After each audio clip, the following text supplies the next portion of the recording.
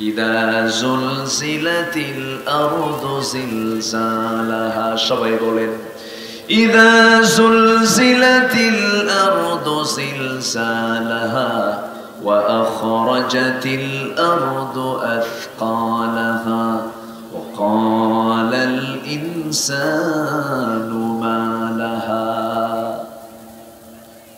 জমিন প্রকম্পিত হবে। মাত্র 6 রিক্টার স্কেলে ভূমিকম্প হলে পরে আমরা মাথা ঘুরে পড়ে যাওয়ার মতো হয়ে যায়। 30 সেকেন্ডের ভিডিওতে গোটা মিডিয়ার হেড নিউজ হয়ে যায়, ব্রেকিং নিউজ হয়ে যায়, ভূমিকম্প হয়ে গেল কয়েক সেকেন্ড। কিন্তু কিয়ামত যখন শুরু হয়ে যাবে, পাহাড়গুলো তুলার মতো উঠতে থাকবে, জমিন তার সবকিছু উদ্গীরণ করে দেবে, বের করে দেবে। আর মানুষ এই চিত্রগুলো দেখে সেদিন বলবে অকালাল ইনসানু মা লাহা।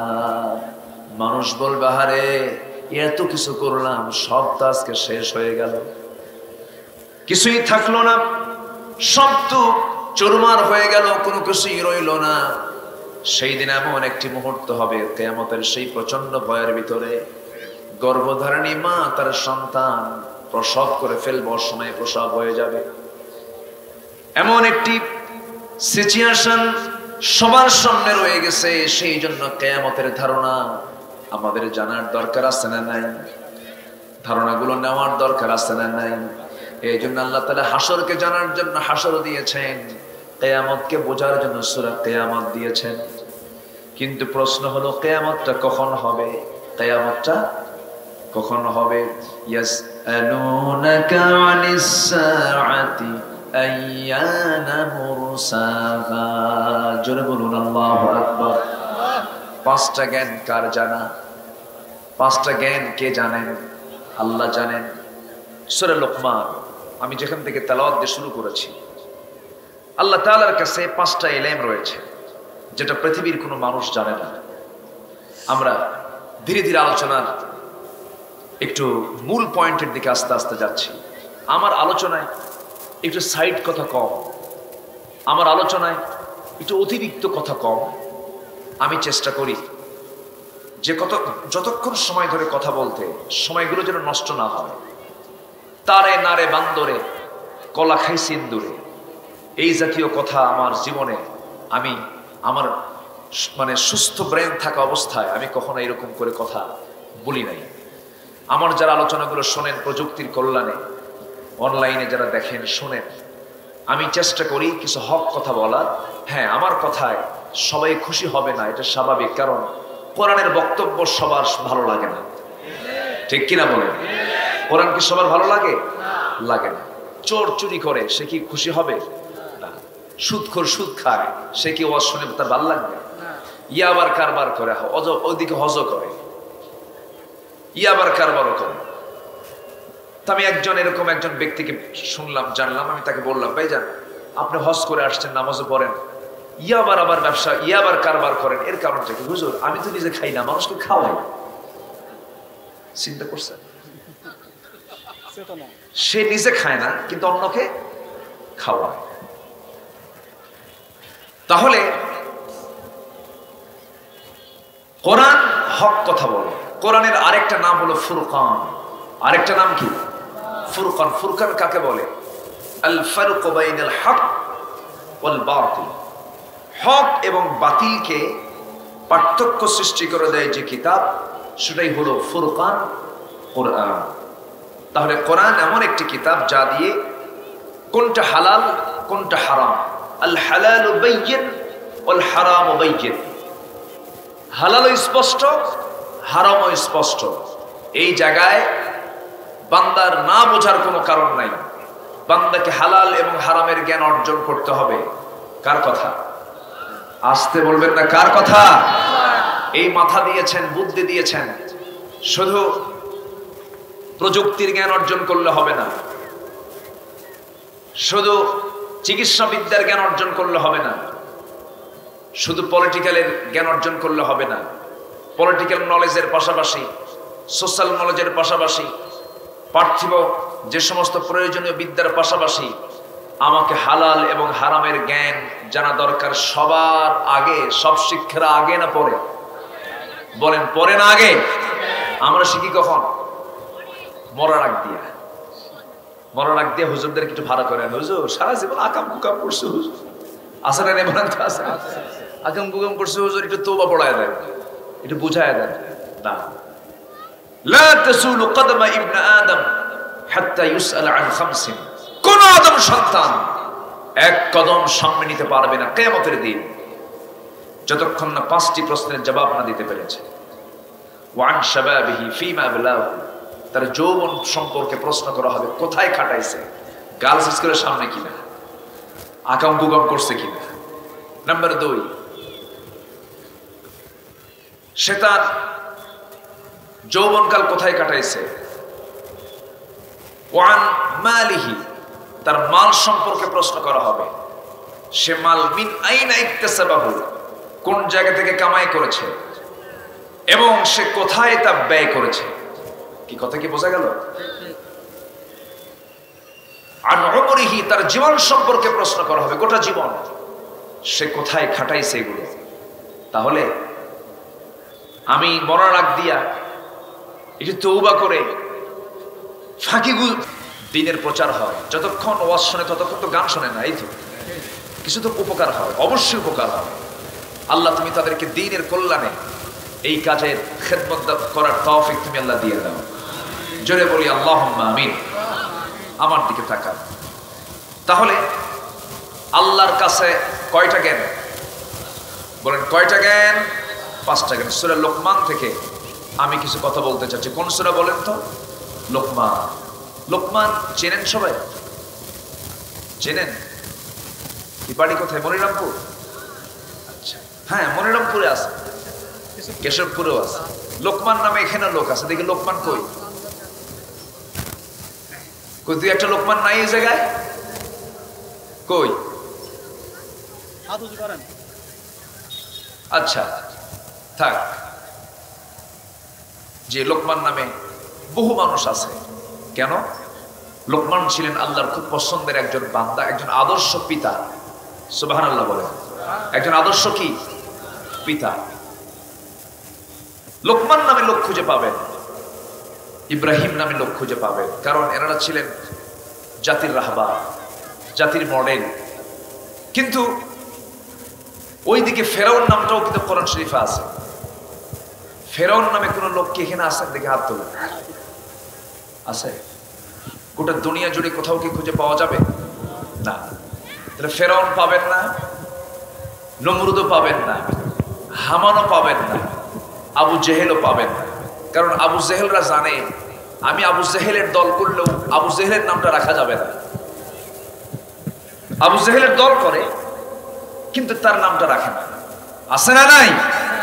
আচ্ছা, লোকমান খুব দামি একজন আল্লাহর পছন্দের বান্দা ছিলেন, যিনি নবুয়ত পান নাই কিন্তু হিকমত পেয়েছেন। ওয়ালাকাদ আতাইনা লুকমানাল হিকমা, আমি লোকমানকে হিকমত দিয়েছি। হিকমত কিন্তু বিশাল পাওয়া।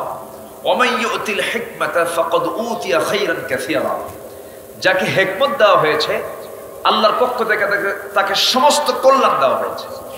জোরে বলে সুবহানাল্লাহ। এইজন্য হিকমত এটা খুব গুরুত্বপূর্ণ একটা বিষয়। এজন্য হিকমত আল্লাহর পক্ষ থেকে আসে। লোকমানকে দেওয়া হয়েছে কি বলেন? নবুয়ত না হিকমত? নবুয়ত না হিকমত? আল্লাহ তাআলা বলেন ওয়ালাকাদ আতাইনা লুকমানাল হিকমাতা আন ইশকুর লিল্লাহ ওয়া মান ইয়াশকুর ফাইন্নামা ইয়াশকুরু লিনাফসিহি ওয়া মান কাফারা ফাইন্নাল্লাহা গানিয়্যুন হামিদ। জোরে বলুন আল্লাহু আকবার। আমি লোকমানকে হিকমত শিক্ষা দিয়েছি, হিকমতের সমস্ত কিছু আমি তার মধ্যে দিয়েছি। লোকমান তার সন্তানদেরকে জীবনে বহু নসিহত দিয়েছেন। একদিন সন্তানগুলোকে ডাক দিয়ে বলছেন, বাবারা 3টা নসিহত তোমাদেরকে দিচ্ছে। নাম্বার 1 হলো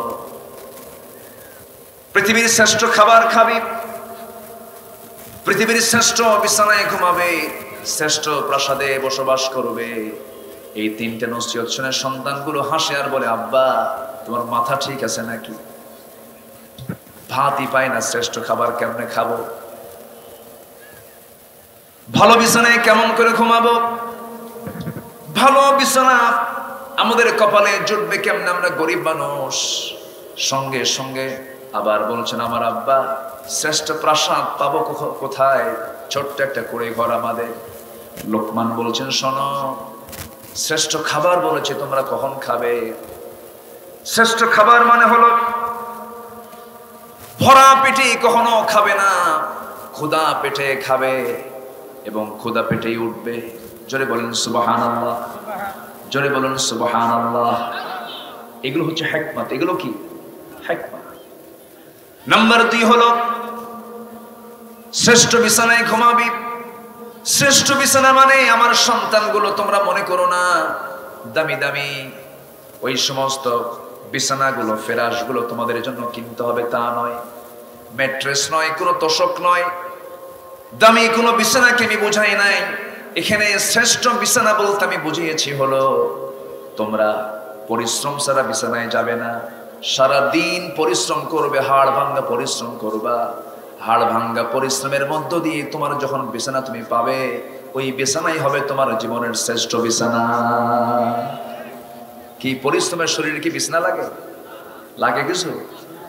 পরিশ্রম শেষ, খালি বিছানায় যাওয়া মাত্র এমন নাক ডাকা, ট্রাকের ইঞ্জিন ফেল। ঠিক কি না? কিসের ইঞ্জিন ফেল? ট্রাকের ইঞ্জিন। আর এইদিকে প্রচুর সম্পদ, টাকা পয়সার অভাব নাই, ঘুম পায় না। ঘুমের ওষুধ কি? ঘুমের ওষুধের একটা নাম কোন? আচ্ছা, কত ওষুধ আছে?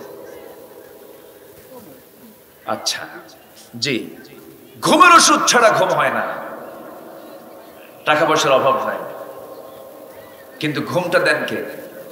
আসতে বলবেন না, ঘুমটা দেন কে? আল্লাহ যদি কারো সুখ কেড়ে নেন, প্রাসাদে থাকলেও সুখ পাবেন না।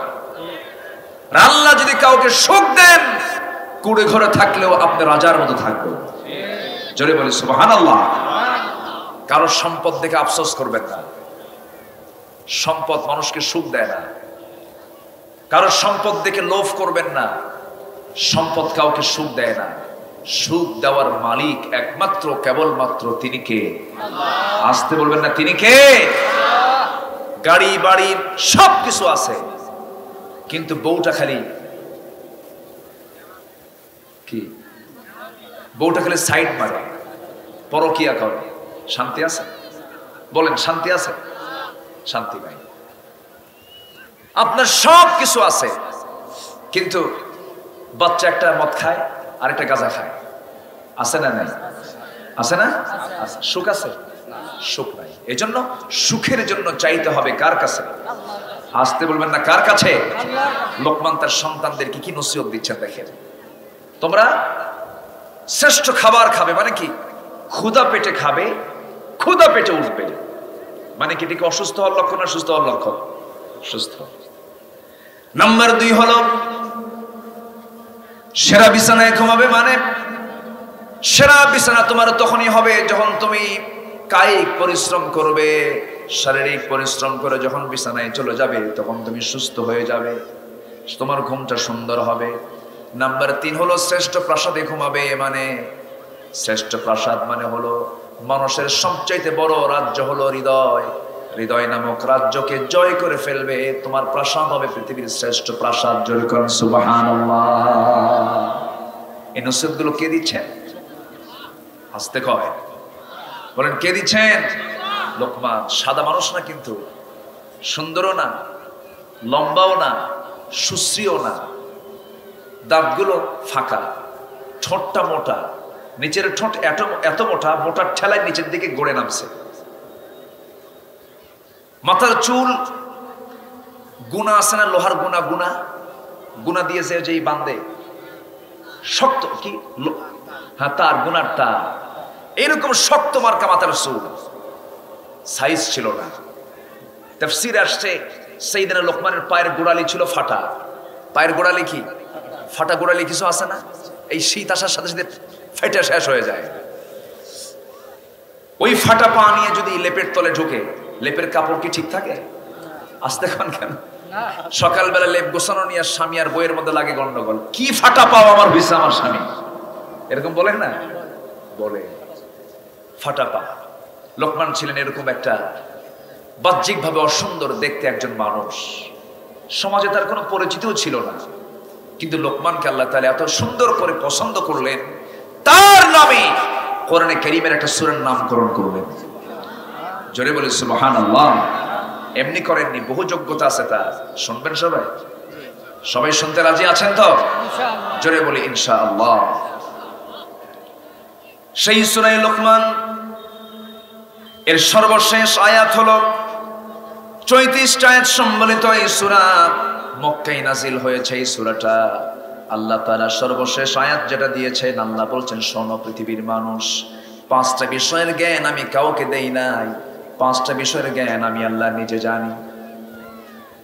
কেউ এই 5 বিষয়ের জ্ঞান জানে না। আল্লাহ রাব্বুল আলামিন বলেন, ইন্নাল্লাহা ইনদাহু ইলমুস সাআতি ওয়া ইউনাজ্জিলুল গায়থা ওয়া ইয়া'লামু মা ফিল আরহাম ওয়া মা তাদরি নাফসুম মাযা তাকসিবু গাদান وما تدري نفس بأي أرض تموت إن الله عليم خبير জোরে বলুন আল্লাহু আকবার। আমার আল্লাহর কাছে 3টা জ্ঞান তিনি জানেন। আমার আল্লাহর কাছে 3টা ইলম আছে যা পৃথিবীর কারো কাছে নাই। এর মধ্যে 1 নম্বরে ইলম হলো কিয়ামত কখন হবে একমাত্র কেবলমাত্র কে জানেন? আসতে বলবেন না কে জানেন? তবে কিয়ামতের কিছু আলামত আছে না নাই? আসতে বলবেন না আছে না নাই? আছে। কিয়ামতের কিছু আলামত আছে, ছোট ছোট আলামত গুলো কিছু আমাদের দ্বারা প্রকাশ পেয়েছে। যেমন কিয়ামতের আলামত হলো সর্বশেষ আমার নবীর নবুয়ত লাভ। আমার নবীর নবুয়ত লাভ কি হয় নাই? হয়ে গেছে, এটাও কিন্তু একটা আলামত। আমার নবীর মৃত্যু, বাইতুল মুকাদ্দাস বিজয় হয়ে গেছে। ফিলিস্তিনের আমোস নামক স্থানে প্লে রোগ দেখা যাবে, প্রচুর ধন সম্পদ হওয়া, কিন্তু সেই লোকটা যাকাত দেবে না, সেই লক্ষণ মনে হয় এখন নাই। হ্যাঁ, প্রচুর ধন সম্পদ কিন্তু যাকাত দেওয়ার লোক থাকবে না। এটি কি আমার দেশেও নাই? আসতে বলবেন না আছে না নাই? এটা কিসের আলামত? বলেন কিসের আলামত? কিয়ামতের। দান করার জন্য কিছু দানবীর আছে যারা লোক দেখিয়ে দেখিয়ে দান করে। দান করার জন্য, বাহবা নেওয়ার জন্য ঘোষণা দিয়ে দেয়, আমি 1 লাখ দিলাম, 2 লাখ দিলাম, 3 লাখ দিলাম, কিন্তু আমার নামে একটা স্লোগান হবে।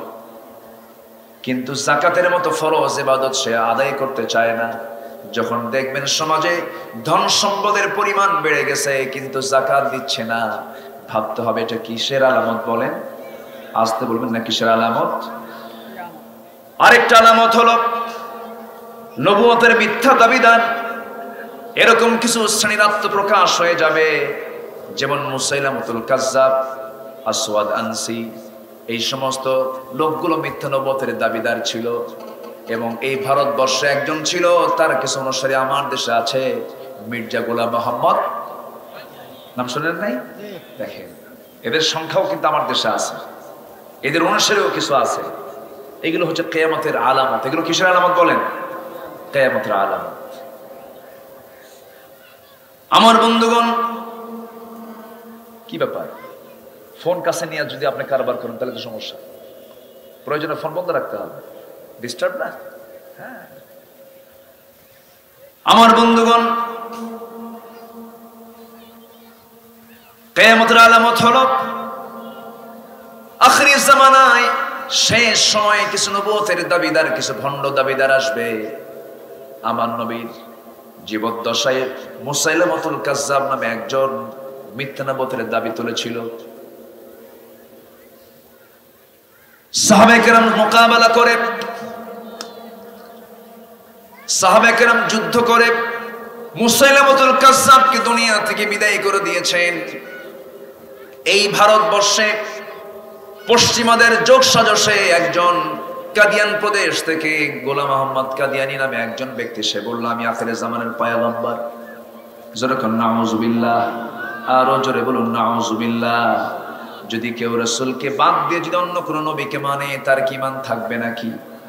আসতে বলবেন না, থাকবে নাকি? আমার নবী তার শেষ নবুয়তের ব্যাপারে বলেছেন, মা কানা মুহাম্মাদুন আবা আহাদিম মির রিজালিকুম ওয়ালাকিন রাসূলুল্লাহি ওয়া খাতামান নাবিয়্যিন ওয়া কানা আল্লাহু বিকুল্লি শাইইন আলিমা। জোরে বলুন আল্লাহু আকবার। তোমাদের নবী মুহাম্মদ সাল্লাল্লাহু আলাইহি সাল্লাম কোন প্রাপ্তবয়স্ক ছেলের সন্তানের তিনি জনক নন, তিনি হলেন শেষ পয়গম্বর। তারপরে আর কোন নবী আসবে না। রাসূল উদাহরণ দিয়ে তিনি একদিন বললেন, শোনো, একটা প্রাসাদের সকল কাজ শেষ হয়ে গেছে, শুধু একটা ইট লাগানো বাদ আছে। যেমন একটা ইট লাগানোর মধ্য দিয়ে প্রাসাদের কাজ শেষ হয়ে যায়, নবুয়তের যে একটা বিশাল সিলসিলা ছিল তার সর্বশেষ ইট হলাম আমি রাসূল। আমার পরে আর কোন নবী আসবে না। কিন্তু এই কথা বলার পরে যদি কেউ রাসূলকে বাদ দিয়ে যদি অন্য কোনো কাউকে যদি সে শেষ নবী হিসেবে মানে, তার তো ঈমান থাকবে না। ওই সমস্ত লোকগুলো যারা রাসূলকে শেষ নবী না মেনে আরেকজনকে শেষ নবী মানে, এমন লোক আমার দেশে আছে না নাই? এমন একটা গ্রুপ আমার দেশে আছে না নাই? কাদিয়ানীদের সেজদা দেওয়ার জন্য মসজিদ নামক উপাসনালয় আছে না নাই? ওরাও আযান দেয়।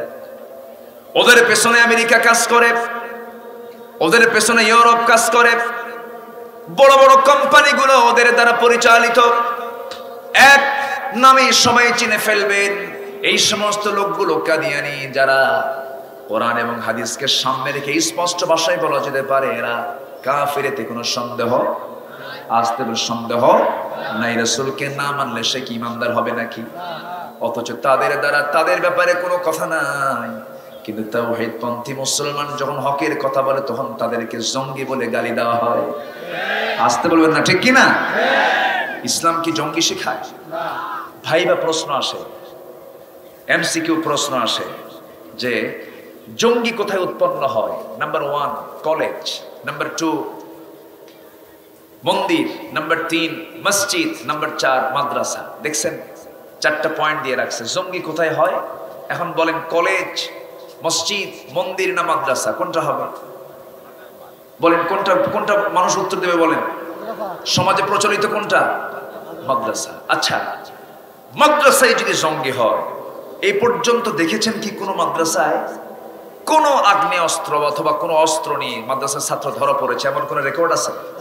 ভার্সিটিতে আসতে বলবেন না, আছে না নাই? কলেজ ভার্সিটিতে আছে না নাই?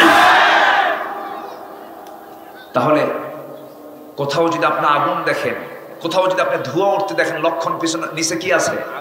আগুন আছে। ধোঁয়া দেখলে নিচে কি থাকে? আগুন থাকে। তাহলে অস্ত্র যেখানে থাকবে সেখানে জঙ্গি তৈরি হওয়ার কথা। মাদ্রাসায় তো নাই। সম্মানিত ভাইয়েরা, আমার দেশে ঘাপটি মারা কিছু নাস্তিক, এরা ইসলামকে সহ্য তো করতে পারি না, ইসলামকে কেমনে নির্মূল করা যায় তার ষড়যন্ত্রে তারা মাতাল হয়ে গেছে। আছে না নাই? গভর্নমেন্টকে ধন্যবাদ। প্রেজেন্ট গভর্নমেন্ট সম্প্রতি একজন হাফেজ সালেহ আহমদ তাকরিমকে দিয়ে হাফেজদেরকে রাষ্ট্রীয় সম্মাননা দেওয়া শুরু করেছে। বলি আলহামদুলিল্লাহ। এটা মহতি উদ্যোগ, এটা একটি ভালো কাজ তারা শুরু করেছেন, এটা ভালো কাজ। কিন্তু এটা কেন দেওয়া হলো? কিছু সুলকানি, নাস্তিক পাড়ার কিছু সুলকানি গ্রুপ সুলকাচ্ছে, বলে যে এটা কোনো যোগ্যতা হলো? হাফেজ হওয়া কোনো যোগ্যতা? এটা কোনো যোগ্যতা হলো? এই জাতীয় কথা বলতেছে। আচ্ছা, হাফেজ যদি যোগ্যতা না হয় তোর 14 গোষ্ঠী নিয়ে আয়। আসতে কোন কেন? ঠিক কিনা? কোরআন মুখস্থ করে কি এতই সস্তা? এতই সস্তা?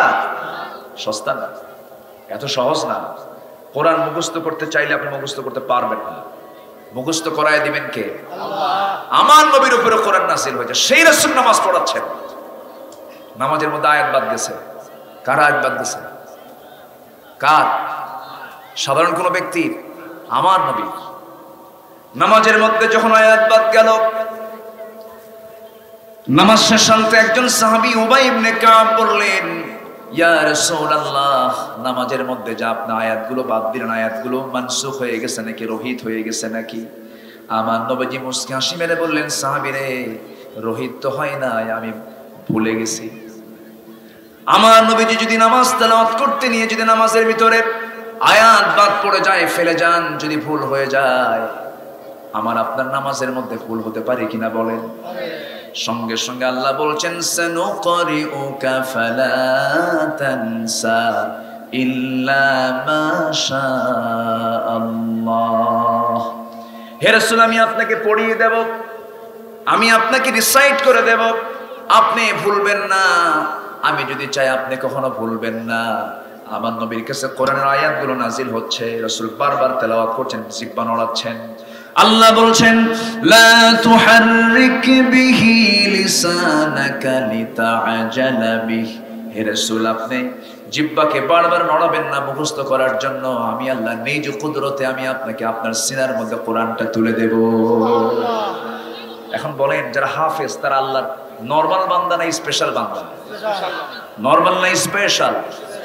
যারা এই স্পেশাল বান্দা, হাফেজদেরকে নিয়ে যারা কথা বলে, যারা কটু মন্তব্য করে, নারে তাকবীরের স্লোগানকে নিয়ে যারা বিতর্কিত করে, হাফেজদের সম্মান নিয়ে যারা বিতর্কিত করে, আলেমদের সম্মান নিয়ে যারা বিতর্কিত করে, নারে তাকবীরের স্লোগান নাকি কোনো স্লোগান দেওয়া যাবে না কোনো এই দেশে কোথাও, এই জাতীয় মন্তব্য যারা করে তাদের ঈমান বিতর্কিত, জন্ম বিতর্কিত মুসলমান। কেউ তো স্লোগান দেন না।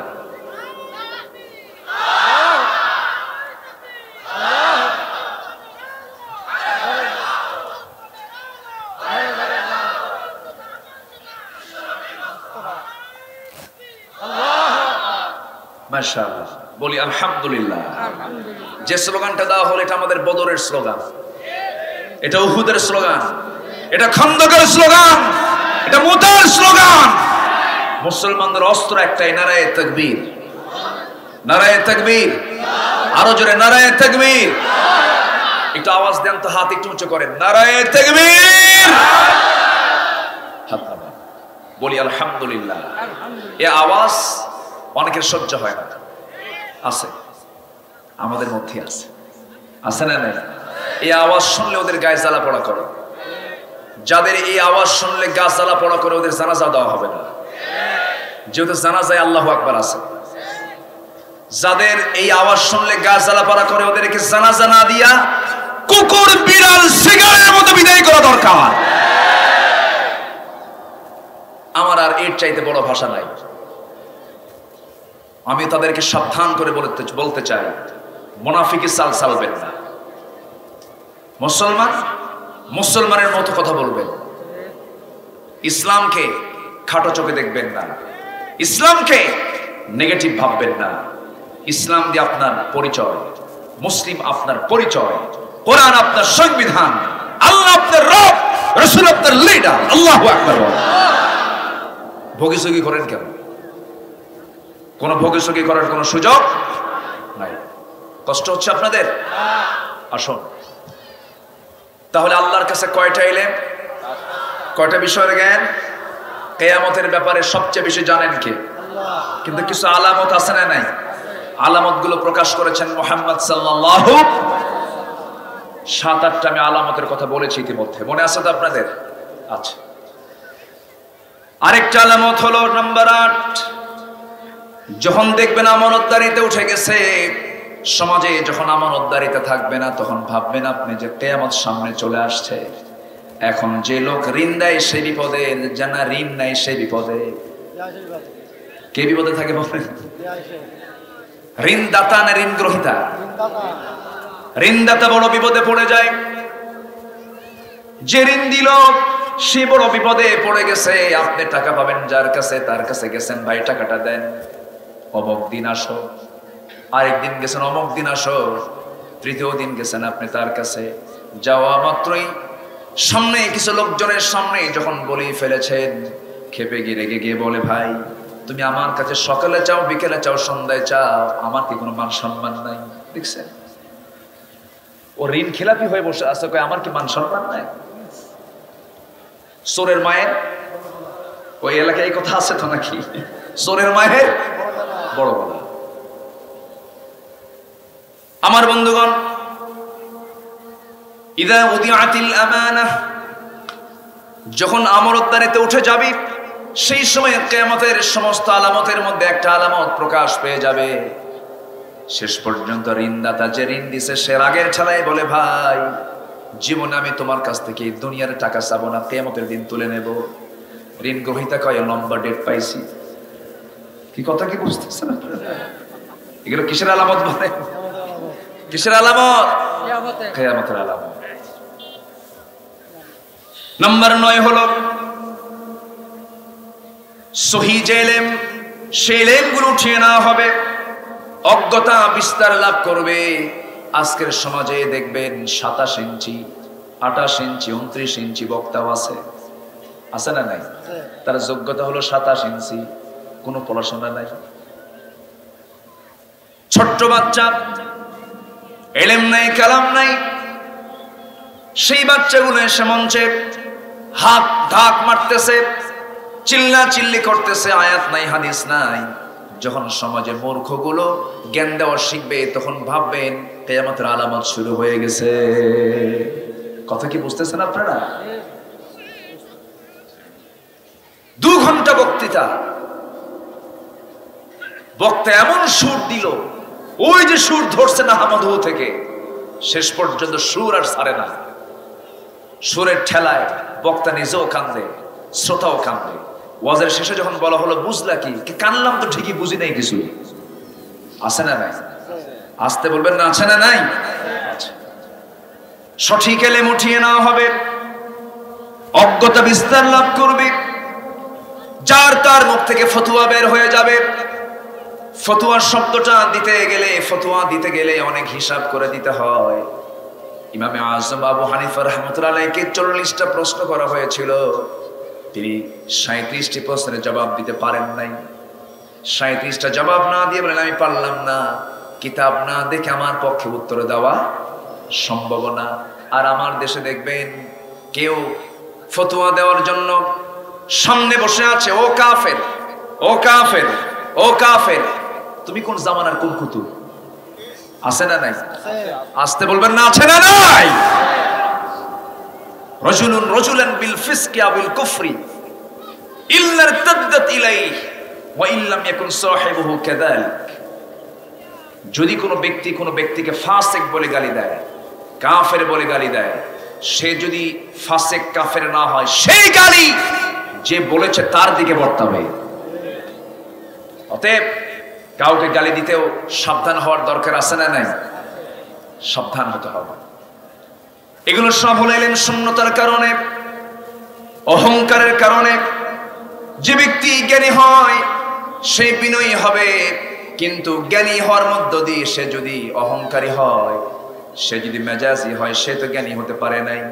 সবচেয়ে বড় জ্ঞানীর পরিচয় হলো সে কখনো উগ্র হবে না, অহংকারী হবে না, সে হবে বিনয়ী। যেরকম সুবহানাল্লাহ। আমার নবীর চাইতে বড় জ্ঞানী পৃথিবীতে কেউ আছে? আসতে বলবেন না, আছে? এই মহান ব্যক্তির মধ্যে কোনো অহংকার ছিল? কোনো অহংকার ছিল না। ধনী গরিব, অবল বৃদ্ধ বনিতা, চোখে দেখে না ফকির মিসকিন, যে আসতো রাসূল তাকে সম্মান দিয়ে কথা বলতেন। আমার ভাই, নাম্বার 10 হলো ব্যভিচার বেড়ে যাবে। আছে না নাই? এখন বিয়ে বেশি না ব্যভিচার বেশি? বিয়ে সহজ না জেনা সহজ? জেনা সহজ হয়ে গেছে। জেনা করতে কোনো কঠিন নাই, জেনা এত সহজ হয়ে গেছে।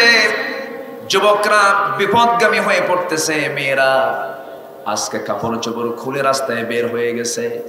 ইউরোপ আমেরিকার মূল টার্গেট হলো মুসলমানদের ঈমানকে নষ্ট করার জন্য সবচেয়ে বড় অস্ত্র তারা অ্যাটম বোমকে লাগায় নাই, বড় অস্ত্র তারা কোনো আগ্নেয়াস্ত্রকে ব্যবহার করে নাই। সবচেয়ে বড় অস্ত্র বানিয়েছে তারা মুসলমানদের ঈমানকে নষ্ট করার জন্য মুসলিম পরিবারের মেয়েদেরকে ঘর থেকে বের করে দাও। এনজিও নামের বিভিন্ন সংস্থা কর্তৃক মেয়েদেরকে উস্কায়া দিয়া, মেয়েদেরকে ঘর থেকে বের করে দেওয়া হয়েছে।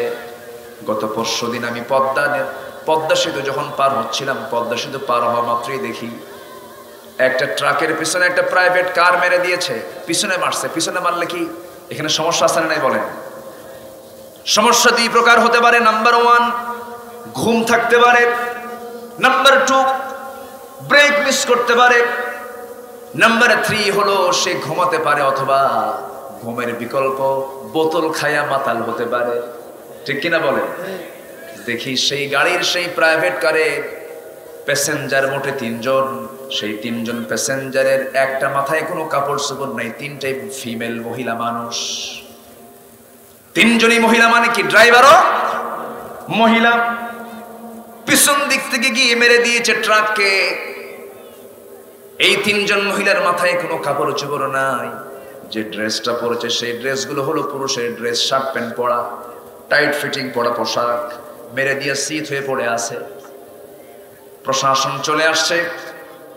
এই যে সিচুয়েশন, এই যে অবস্থা, মেয়েরা যদি কোনো সফরে বের হয়, সে একা বের হবে না, সাথে একজন সঙ্গী লাগবে, সাথে একজনকে নিতে হবে, একজন পুরুষ নিতে হবে। সেই পুরুষটা হবে তার বাবা, তার ভাই, তার আপন চাচা, আপন মামা, অথবা নিজের ছেলে, অথবা তার নিজের স্বামী হতে হবে। এমন জাতীয় পুরুষ ছাড়া সে বাইরে বের হতে পারবে না। রাত 10টার দিকে সে যে গাড়ি চালায়া একাকি 3 বান্ধবী নিয়ে যে ঘুরলো, এমন স্বাধীনতা কি ইসলাম দিয়েছে নাকি? আসতে বলবেন না, দিয়েছে নাকি? দেয় নাই। এমন তো সিস্টেম ইসলামে নাই।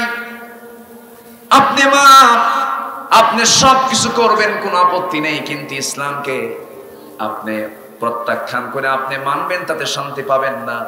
ব্যভিচার যখন সমাজে বেড়ে যাবে, সমাজে যখন জেনা বেড়ে যাবে, বিয়েটা কঠিন হয়ে যাবে, জেনাটা সহজ হয়ে যাবে। আমরা এমন দেশে বসবাস করছি, সেই দেশে কিন্তু জেনার লাইসেন্স আছে না নাই? আসতে বলবেন না, আছে না নাই? মদের লাইসেন্স আছে না নাই? তাহলে মদের লাইসেন্স থাকলো, জেনার লাইসেন্সও থাকলো, এইদিকে সুদের কারবারও আছে না নাই বলেন? এই 3টা কাজ আসছে আল্লাহর পক্ষ থেকে না শয়তানের কাছ থেকে? কার কাছ থেকে আসছে বলেন? এগুলো কি আল্লাহর কাজ না শয়তানের কাজ? মিন আমালিশ শাইতান, এগুলো শয়তানের কাজ। এই কাজগুলোকে আমরা প্রমোট করছি, এই কাজগুলোকে আমরা সামনের দিকে এগিয়ে নিতে চাচ্ছি। এটার ফলাফল হলো কি? এটার ফলাফল হলো আগে তো বিয়ে হয়, এরপরে বাচ্চা কাচ্চার মা হয়। এখন তাকে বিয়ে হওয়া লাগে না, আগে হয় বাচ্চার মা। আগে বাচ্চার কি হয়? মা হয়। এরপরে গায়ে হলুদ হয়, এরপরে বিয়ে হয়। এটা কি মুসলমানদের কালচার না মেসি রোনালদোর কালচার? মেসি রোনালদোদের কালচার হবে এটা। মেসি সে বাচ্চার বাপ হয়েছে আজ থেকে 17 বছর আগে, আর বিয়ে করছে গত কয়েকদিন আগে। মেসির ফলোয়ার আমার দেশে, যে মেসির দেশে আজান নিষিদ্ধ, যে মেসির দেশে আজান নিষিদ্ধ, সেই মেসির ফলোয়ার আমার দেশে খুঁজে পাওয়া যায়। মুসলমান ফলোয়ার হবে মেসি রোনালদোর না রাসূলুল্লাহ? মাথার চুল দেখছেন যুবকদের? মাথার চুলগুলো 2 দিকে নাই, পিছনেও নাই। চুল ছোট করে করে একদম চামড়া বের করা, মাথার উপরে গোল কইরা দক্ষিণ তালপট্টির দিক। আছে না নাই? আছে। যখন বলা হয় তুমি এটা কোন মডেল, মেসি। তুমি কি নেইমার? তুমি কি কুত্তা? বলেন আছে না? আসতে বলবেন না, আছে না নাই? তোমার চুল হবে রাসূলের ডিজাইনে, তোমার পোশাক হবে রাসূলের ডিজাইনে। প্যান্ট পরে, সেই প্যান্ট নাভির নিচে পড়ে না উপরে পড়ে? বলেন বলেন সবাই বলেন। উপরে পড়ে না নিচে পড়ে? নিচে পড়ে। এমন নিচে পড়ে সীমান্ত বর্ডার, যে কোনো মুহূর্তে অঘটন ঘটে যেতে পারে। এই হলো প্যান্ট। ওই প্যান্ট নিয়ে যদি নামাজে যায়, নামাজ হবে? বলেন নামাজ হবে? হবে না। অনেকদিন আগে আমি মসজিদে ঢুকি, আমি সুন্নতের নিয়ত করব, 2 রাকাত নামাজ পড়ব, নফল নামাজ পড়ব। হঠাৎ করে দেখি এক যুবক নামাজ পড়তেছে, ওইরকম পোশাক পরে। ভাবলাম দেখি ওর নামাজ কেমনে হয় দেখি। ও রুকুতে গেছে, রুকুর ঠেলায় দেখি উপরের শার্ট উপরের দিকে আসছে, নিচের প্যান্ট নিচের দিকে গেছে, মাঝখানে কিছু নেই। তো ভাবলাম এত রুকু, দেখি শেষ দেয় কি হয়। শেষ দেয় যখন গেছে তখন দেখি প্যান্ট খুলে আন্ডার প্যান্ট বেরিয়েছে। আমার কথা কি বোঝা যায়? এই পোশাক পরে কি নামাজ হবে? হবে না। এগুলো কিসের আলামত বলেন? বলেন কিসের আলামত? কিয়ামতের আলামত। পোশাক পরেও তার উলঙ্গ থাকবে।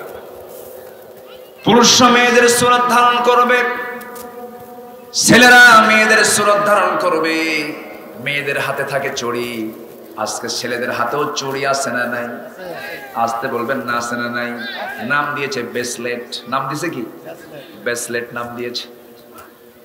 মেয়েদের গলায় থাকবে হলো মালা, সেই মালা আজকে ছেলেদের গলায় আছে না নাই? এগুলো কিসের আলামত বলেন? কিয়ামতের আলামত। এই সমস্ত বিষয়গুলো আমরা লক্ষ্য করে এই জামানায় ঈমানটাকে আমরা ধরে রাখার চেষ্টা করব। নাম্বার 11 হলো সমাজে ব্যবসা যতটুকু চালু থাকবে তার চেয়ে বেশি চালু থাকবে সুদ। সুদ তো কেশব পড়ে নাই, মনিরাম পড়ে নাই। চুকনগর মনে হয় শেষ হয়ে গেছে। চুকনগর আছে না নাই? চৌগাছা আছে, সারসা আছে, ঝিকুরগাছা আছে, বাগারপাড়া আছে। কোন জায়গায় আপনি যাবেন দেশের প্রত্যন্ত অঞ্চলে সুদ রন্ধ্রে রন্ধ্রে ঢুকে পড়েছে। সুদের সর্বনিম্ন গুনাহ হলো যে সে যেন নিজের মার সঙ্গে জেনা করলো। যেরকম নাউজুবিল্লাহ। সেই সুদের কারবার যখন সমাজে বেড়ে যাবে তখন ভাবতে হবে কিয়ামতটা কাছাকাছি। এই জন্য আমরা সুদের কাছে যাব না। জোরে বলি ইনশাআল্লাহ, আরো জোরে বলি ইনশাআল্লাহ। জ্বলন্ত আগুন হাতের তালুতে রাখা যতটুকু না কষ্টকর হবে তার চেয়ে বেশি কষ্ট হবে শেষ জামানায় ঈমানটাকে টিকে রাখা। ঈমানটাকে টিকে রাখার চেষ্টা করতে হবে। পরিবারকে জাহান্নাম থেকে বাঁচানোর জন্য চেষ্টা করতে হবে। ও আনফুসাকুম ওয়া আহলিকুম নারা। নিজে বাঁচো, তোমার পরিবারকে বাঁচাও, জাহান্নাম থেকে বাঁচাও। পরিবারকে জাহান্নাম থেকে তোমার রক্ষা করতে হবে। আপনারা কি কষ্ট পাচ্ছেন নাকি? আজান একটু আমার কানে আসছে আওয়াজ। আজান হচ্ছে না? হোক, আজান হোক, সমস্যা নেই। আমি এমন হুজুর না যে হুজুরের ওয়াজ শুনতে আসছেন যে সে নামাজ পড়ে না। নামাজ পড়বো। আমার দেশে কিন্তু এরকম দরবারও আছে, নামাজ লাগে না। আছে কি? আছে না? আছে। নামাজও লাগে না, গোসলও লাগে না। নামাজও লাগে না, গোসলও লাগে না। পানির তলে মোমবাতি, বাবা বাতাসে নেভে না। বাবার নামে হালকা দিলে ওযু গোসল লাগে না। যখন নাউজুবিল্লাহ। একটা লোক উঠবেন না। এই মাহফিলে যারা বসেছেন তারা সব কার মেহমান হয়ে বসেছেন? বলেন কার মেহমান হয়ে বসেছেন? এই মেহমানদারি কে করছেন? আল্লাহ করছেন। আপনি আল্লাহর মেহমান। আপনি যদি আল্লাহর মেহমান হয়ে থাকেন, কোরআন শুনতে আসেন। কোরআন শোনা মানে কার মেহমান হওয়া? আল্লাহর মেহমান হওয়া। তো এই মেহমান হতে গেলে অবশ্যই এখানে মেহমান হতে হবে কোন মানের? লাস্ট কাতারের না ফার্স্ট কাতারের? ফার্স্ট কাতারের মেহমান। আমরা কেউ মাহফিলের মোনাজাত না হওয়া পর্যন্ত আমরা উঠবো না। সিদ্ধান্ত কি নেওয়া যায়? এটা জোরে বলি ইনশাআল্লাহ। কেউ যেন না যান, আমি এটা কামনা করব। একটা লোক উঠবেন। আমি বিশ্বাস করি কেশবপুরের মানুষ শান্ত। আমি এসেছি এর আগে বহু। সবাই থাকবেন। আল্লাহর কাছে কয়টা জ্ঞান আছে? চলতেছে কয় নাম্বার? চলতেছে কয় নাম্বার? কিয়ামতের জ্ঞান কার জানা? কিয়ামতের আলামত গুলো হচ্ছে, আমি এ পর্যন্ত বলেছি হলো 11টা। কয়টা বলছি? 11টা। অনেক লম্বা কথা আছে, প্রয়োজন আজকে নামাজ বাদ দিয়ে ওয়াজ হবে। তা হবে? হ্যাঁ, ঠিক আছে। এটাই তো ইমানদারের লক্ষণ। হুজুর সব মানি, আল্লাহর নিয়ম লঙ্ঘন করবেন, খাইয়া ভালাবো, ঠিক কিনা? এটাই সঠিক। সম্মানিত ভাই, নামাজ আমরা পড়বো, কিন্তু আমি যদি এই মুহূর্তে নামাজের বিরতি দেই, মাহফিলের সৌন্দর্য থাকবে না। মাহফিল আর আমি এই পর্যায়ে নিয়ে আসতে পারবো না। এই জন্য বৃহত্তর দিক, মুক্তাজায়ে হাল অবস্থার পরিপ্রেক্ষিতে বৃহত্তর দিকটা লক্ষ্য করে আমরা নির্দিষ্ট সময়ের 10 মিনিট হোক, 20 মিনিট হোক, 25 মিনিট হোক পরে আমরা নামাজ আদায় করব ফরজ মনে করে। জোরে বলি ইনশাআল্লাহ। এখন কি আপনারা শান্ত হয়েছেন তো? আমি জানি যে নামাজ পড়ে তার মধ্যে অস্থিরতার সৃষ্টি হয়, কখন পড়বো, আমিও পড়বো আপনাদেরকে নিয়ে। জোরে বলি ইনশাআল্লাহ। থাকে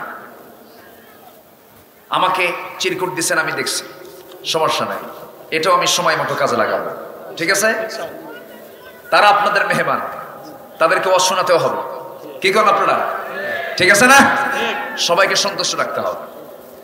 আচ্ছা, তাহলে এ পর্যন্ত কিয়ামতের আলামত বলেছি কয়টা? বলেন কয়টা বলেছি বলেন। ওইদিকে আল্লাহ তাআলার ইলম কয়টা বিষয় জানেন তিনি? 1 নম্বর কিয়ামত কখন হবে কে জানেন? আল্লাহ জানেন। নাম্বার 12 হলো বাদ্যযন্ত্র যখন সমাজে ছড়িয়ে পড়বে। বাদ্যযন্ত্রের পরিমাণ আজকে এখন কম না বেশি বলেন? বিয়ে একটা পবিত্র কাজ, বিয়ে একটা কি কাজ? বিয়ে সমাজ জীবনে গুরুত্বপূর্ণ একটা ফরজ। কারো জন্য বিয়ে করা ফরজ, বিয়েটা শারঈ হলো সুন্নতের কাজ। কারো জন্য এটা ফরজ হয়ে যায় এই বিয়ের মতো একটা গুরুত্বপূর্ণ সামাজিক কাজে, ইসলামের কাজে বাদ্যযন্ত্র ছাড়া বিয়ে হয় না। আমি কি ভুল বলতেছি? ডেক্সেট নিয়ে আসে, গায়ে হলুদ দেয়। গায়ে হলুদ আপনাকে কে দিতে বলেছে? এই বিধান ভারত থেকে আমদানি হয়েছে, এই বিধান অন্য ধর্মের মানুষ থেকে এসেছে। মুসলমানদের বিয়েতে গায়ে হলুদ নাই নাই নাই, বরঞ্চ বেহায়াপনা এই জায়গায়। বিয়ের আগের দিন মেয়ে পক্ষ ছেলে পক্ষের বাড়িতে আসে, এসে বিয়ের গালে একটা সিমটি কাটা আছে না, এই কোন আছে না, এগুলো আছে না, এগুলো আছে না? নাই আছে। এই আকাম কুকাম গুলো করার মাধ্যম হলো গায়ে হলুদ। গায়ে হলুদের কোন রসম ইসলামে নাই, আমরা মানব না। জোরে বলি ইনশাআল্লাহ। দেবর ভাবিকে কোলে তুলে নেবে, এটা কোথায় পেয়েছেন আপনি? দেবর নতুন ভাবিকে কোলে তুলবেন, এটা কোথায় আছে? এগুলো, এই সমস্ত নোংরামি মুসলিম সমাজে আমাদের চালু রাখতে দেওয়া যাবে যাবে না। কোন বাদ্যযন্ত্র ইসলামে নাই। বাদ্যযন্ত্র যদি ইসলামে থাকতো, মসজিদে বাদ্যযন্ত্র থাকতো। মসজিদে কোনো বাদ্যযন্ত্র আছে? আসতে বলবেন না আছে? যে কাজ মসজিদে এলাও না, সেই কাজ সমাজেও এলাও না, ঠিক কিনা? কিসের সংস্কৃতি এগুলো? যে সংস্কৃতির ভিতর দিয়ে উন্মাদনা তৈরি হয়, জিনার পরিবেশ তৈরি হয়, ব্যভিচারের পরিবেশ তৈরি হয়, সেই সংস্কৃতির মুখে আমরা থুতু মারি। ওগুলোর দিকে আমরা যাব না। জোরে বলি ইনশাআল্লাহ। নাম্বার 13 হলো যখন সমাজে মদ্যপান বেড়ে যাবে। মদ্যপান আছে না নাই? মদ খেলে তাল না মাতাল? বলেন তাল না মাতাল? মাতাল। মদ খাই এক মদেরও শেষ রাত্রে আসছে বাড়িতে, দরজায় নক করছে। দরজায় নক করার সঙ্গে সঙ্গে দরজা খুলে দিয়েছে। বউ তার বড় ছেলেকে সাথে নিয়ে আসছে, বলছে বাবা তুই সাথে আয়, তোর বাপ তো মদ খায়, কি যে করে আল্লাহ জানে। বড় ছেলের সামনে বউ যখন দরজা খুলছে, লাল টকটকা চোখ নিয়া স্বামী তার বউকে লক্ষ্য করে বলছে আম্মা আসসালামু আলাইকুম। বউ কয় তোমার কি একটু হুঁশ নাই? আমাকে তুমি আম্মা বলে ডাকো, তাও একটা যুবক ছেলের সামনে দাঁড়ানো। যুবক ছেলের দিকে তাকাইয়া বলে দুলা ভাই আসসালামু আলাইকুম। মদ খেলে সেই লোকের দ্বারা তার মেয়েও নিরাপদ থাকতে পারে না। মদ্যপান করলে পারে তার কাছে পৃথিবীর কোনো নারী নিরাপত্তা পেতে পারে না। যেখানেই মদ সেখানেই জেনা, যেখানেই জেনা সেখানেই খুনের কারবার। এগুলো যখন সমাজে বেড়ে যাবে, ভাবতে হবে কি? বলেন কি?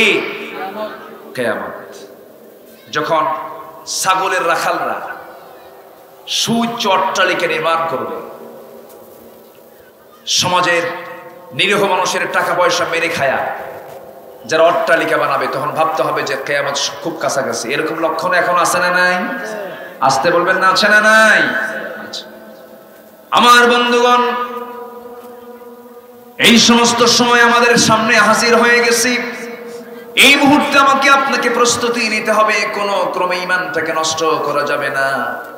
আমানতের খেয়ানত করা যাবে না। দেখেন আমানতের খেয়ানতটা কি জিনিস। বইয়ের কাছে স্বামী হলেন আমানত, স্বামীর কাছে স্ত্রী হলেন আমানত। কিন্তু স্বামী কি করে? স্বামী তার নিজের স্ত্রীর ছবিটা সুন্দর করে উলম্ব করে তোলে, মোবাইলে অর্ধলগ্ন করে তুলে নিয়ে সাজগোজ করে ফেসবুকে পোস্ট দিয়া বন্ধুদেরকে বলে দেয়, প্রিয় বন্ধুরা দেখো আমার বউটাকে আমরা সবাই মিলে জামাতের সাথে দেখি। যেরকম নাউজুবিল্লাহ। এটা কি আমানত হলো নাকি? খেয়ানত হয়ে গেল। রাষ্ট্রের কাছে জনগণ হলো আমানত। যিনি রাষ্ট্রপতি হবেন, যিনি মন্ত্রী হবেন, যিনি এমপি হবেন, যিনি চেয়ারম্যান হবেন, তার কাছে জনগণ হলো আমানত। এই আমানতের খেয়ানত করা যাবে না। বয়স্ক ভাতার টাকা মেরে খায়, বিধবা ভাতার টাকা মেরে খায়, এমন লোক তো বাংলার জমিনে নাই। আসতে বলবেন না আছে না নাই?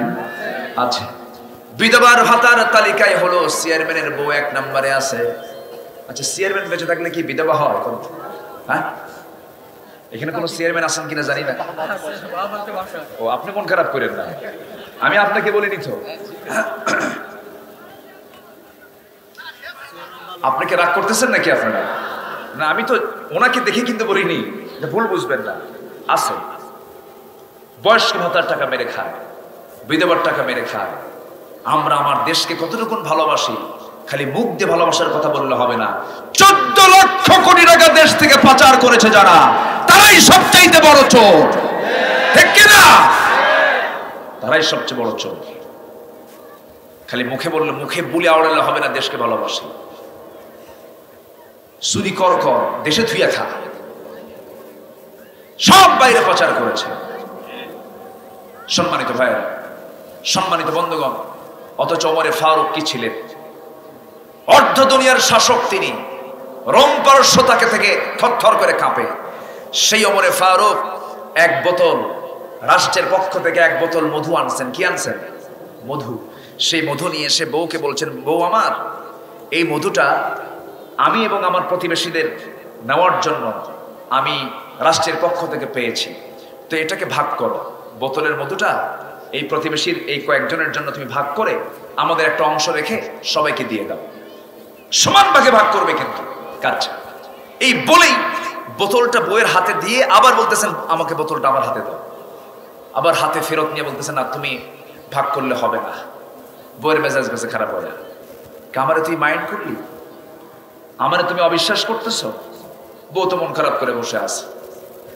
তিনি বোতলটা নিয়ে প্রতিবেশীর এক ঘরে গিয়ে বললেন, এই বোতলটাতে এই পরিমাণ মধু আছে, সমান ভাগে ভাগ করে আমাকে সমান একটা অংশ আমার বাড়িতে দিয়ে আসো কাজ। সেই বোতলটা নিয়ে, সে অংশের মধুটা নিয়ে এসে বলতেছে, আমার স্ত্রী এই যে মধু আমাদের অংশে এসেছে, তুমি এটা নাও। নিছেন ঠিক, কিন্তু চোখটা বড় হয়ে আছে। বইয়ের চোখ কি বড় হয় না?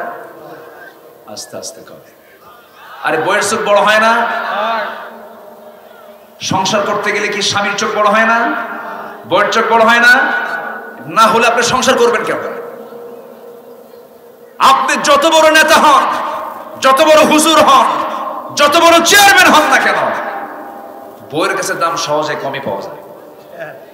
আপনি যত বড়ই হুজুর হন না কেন, বলবে তুমি কয় নম্বর হুজুর আমার জানা আছে, বসো। কি কথা বুঝেন না? বউ তো খুব কাছের জিনিস। ওমরে ফারুক রাদিয়াল্লাহু আনহু তিনি দেখেন তার বউয়ের চোখটা লাল টকটকে হয়ে গেছে, ক্ষেপে আছেন, অভিমান করে আছেন।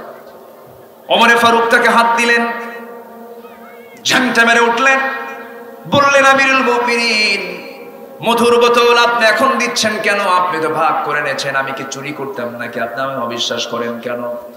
ওমরে ফারুক বলছেন, স্ত্রীরে আল্লাহর কসম করে বলে আমি তোমাকে অবিশ্বাস করি নাই, আমি তোমাকে সন্দেহ করি নাই, কিন্তু এই মধুর বোতলে যে পরিমাণ মধু আছে, এই মধুটাকে 5 ভাগ যখন করতে যাবে, 7 ভাগ যখন করতে যাবে, মধু তো লিকুইড জিনিস, তরল জিনিস, এই মধু ভাগ তুমি যখন করতে যাবে, কিছু মধু তোমার হাতের সাথে লেগে যাবে। তোমার হাতের সাথে লেগে যাওয়া মধু 2 ফোঁটা হোক, 3 ফোঁটা হোক, এটা তো তুমি আর সমান ভাগে ভাগ করতে পারবে না। কিয়ামতের দিন আল্লাহ তাআলা আমাকে ওই 3 ফোঁটা মধুর যদি হিসাব চান, আমি আল্লাহর আদালতে কেমন করে জবাব দেব? জোরে বলি সুবহানাল্লাহ। জান্নাত এত সস্তা নয় ভাই। কি তারা আমানতের রক্ষা করেছেন? সাইয়েদনা ওমর ফারুকের আগের খলিফা হযরত আবু বকর সিদ্দিক রাদিয়াল্লাহু তাআলা আনহু, আমিরুল মুমিনিন, খলিফাতুল মুসলিমিন, সবাই মনোযোগ দিয়ে শুনেন। এই লোকটা কি করলেন? তার ঘরের সঙ্গে একটা ঘর ছিল, যিনি বুড়ি মানুষ, স্বামী নাই, ছেলে মেয়ে সব মারা গেছে, কেউ তাকে দেখার নাই। সাইয়েদনা আবু বকর করতেন কি, প্রত্যেকটা দিন খলিফা হওয়ার পরেও তিনি সকাল সন্ধ্যা মহিলার খেদমত করে চলে আসতেন, খাবার দাবারের ব্যবস্থা করতেন। ওমর ফারুক মনে মনে চিন্তা করলেন, আমি একটু খেদমত করতে যাব।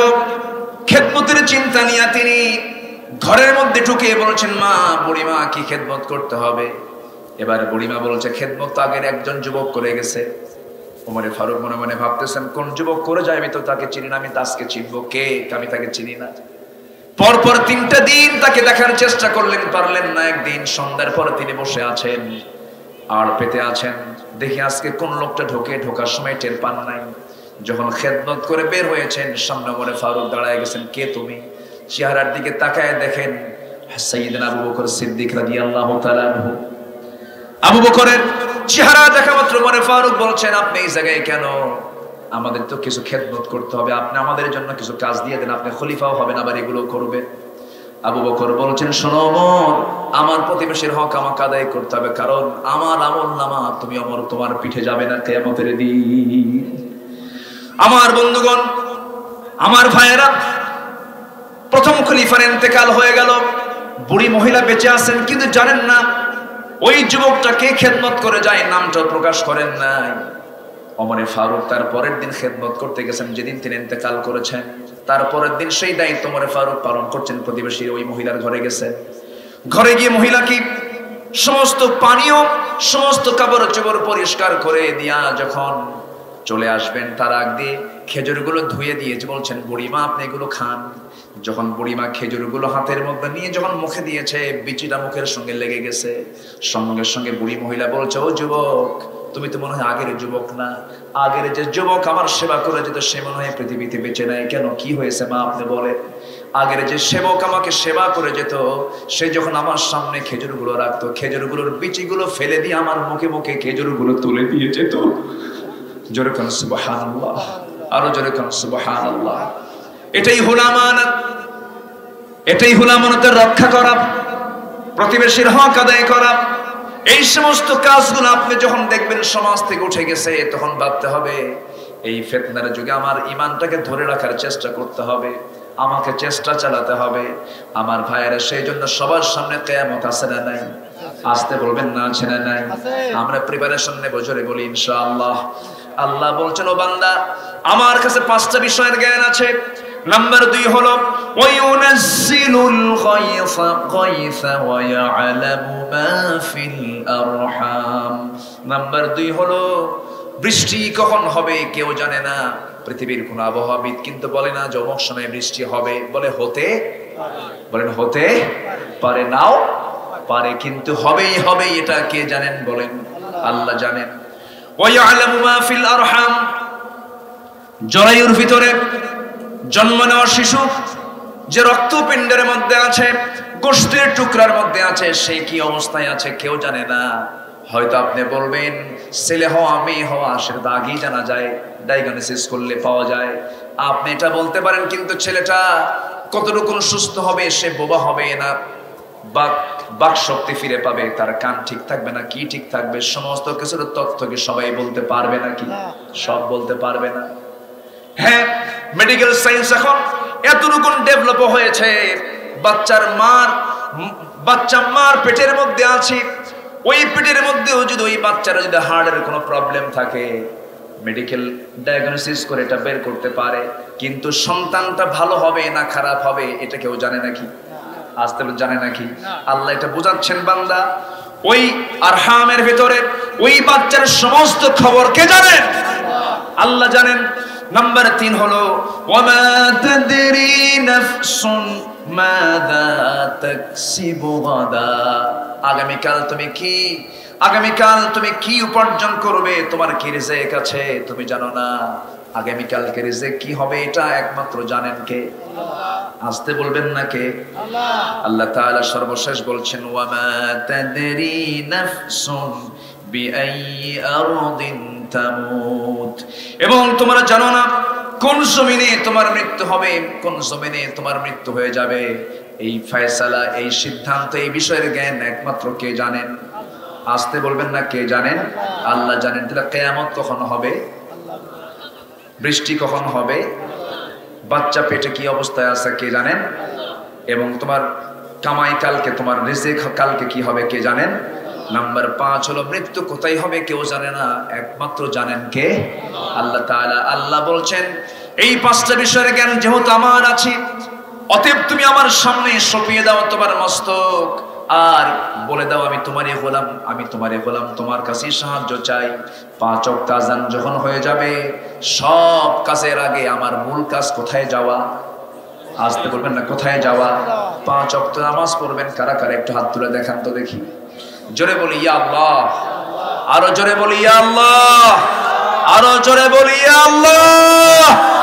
আমাদেরকে 5 ওয়াক্ত সালাত আদায় করার তৌফিক তুমি আল্লাহ দিয়ে দাও।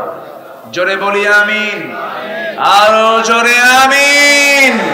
সবাই বলি ইয়া আল্লাহ, ইয়া রহমান।